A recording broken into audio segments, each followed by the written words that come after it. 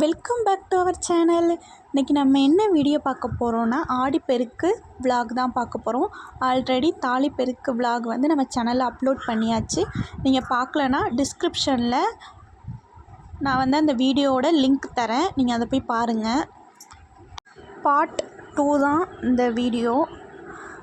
மதியானம் ஆயிடுச்சு, இப்போது நம்ம சாப்பிட்லாம். வடை பாயசத்தோடு நம்ம நல்லா சாப்பிட்டோம். சாப்பிட்டுட்டு கொஞ்ச நேரம் ரெஸ்ட் எடுத்துகிட்டு திருப்பி ஈவினிங்கும் கிளம்பி நம்ம வந்து குளத்துக்கு போக போகிறோம். நம்ம தெருவில் உள்ள குளத்துக்கு. அதாவது நம்ம ஆற்றுல வந்து தண்ணி வரல, சரின்ட்டுன்னு ஆடிப்பெருக்கு அன்னைக்கு சாமி கும்பிடணும் அப்படின்னு நம்ம தெருவில் உள்ளவங்க எல்லாமே குளத்துல அரச மரத்தடியில் வந்து சாமி கும்பிட்டோம். எப்போதுமே வருஷம் வருஷம் நாங்கள் ஆற்றுக்கு போயிடுவோம், ஆனால் அந்த வருஷம் மட்டும் போக முடியல, ஏன்னா தண்ணி வரல.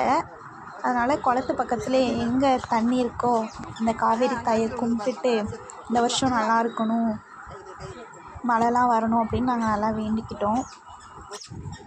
சாமிலாம் கும்பிட்டுட்டு நம்ம கயிறு மாற்றிப்பாங்க. ஒருத்தவங்க வந்து இன்னொருத்தவங்களுக்கு மஞ்சள் கயிறு கட்டுவாங்க, அவங்க வந்து இன்னொருத்தவங்களுக்கு கட்டுவாங்க.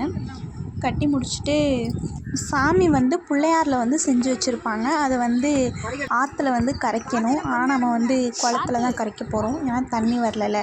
அதெல்லாம் அப்படியே எடுத்துகிட்டு போய் அந்த காவேரி தாய்க்கு வந்து நம்ம சமர்ப்பணம் பண்ணி சூடம் ஏற்றி அதை அப்படியே மேலாப்பில் விடுவாங்க. வந்துட்டாங்க.